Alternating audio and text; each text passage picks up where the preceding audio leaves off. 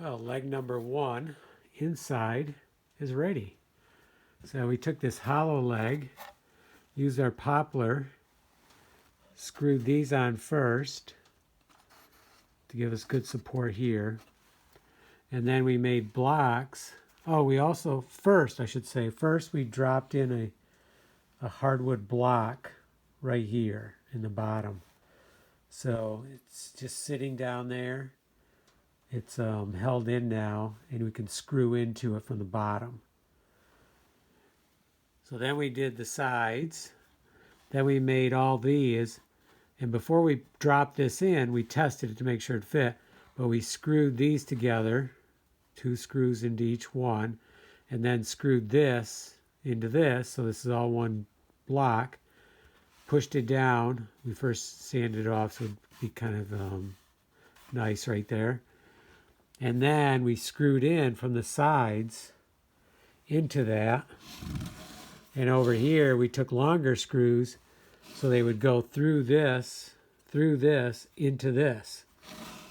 And we screwed them all in. And we countersunk them so that when we put our facer on here, it's not going to be in the way. So we still got a smooth, flat surface, or at least flat surface, not real smooth anymore. But so basically we've taken this hollow leg and we've made it solid, and we have more than at least doubled the weight of it. You can see how this one just rocks around. This one doesn't really want to move.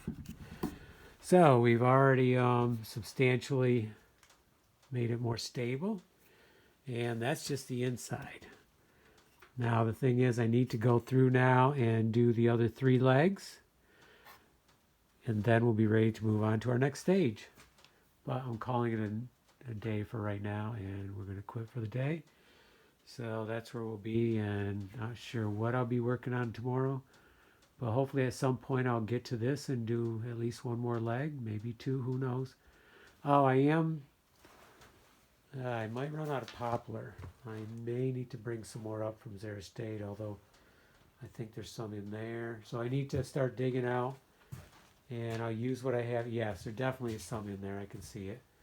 So we'll probably have enough to do all the legs, and then we'll get more wood if we need it. Okay, let's call it a day.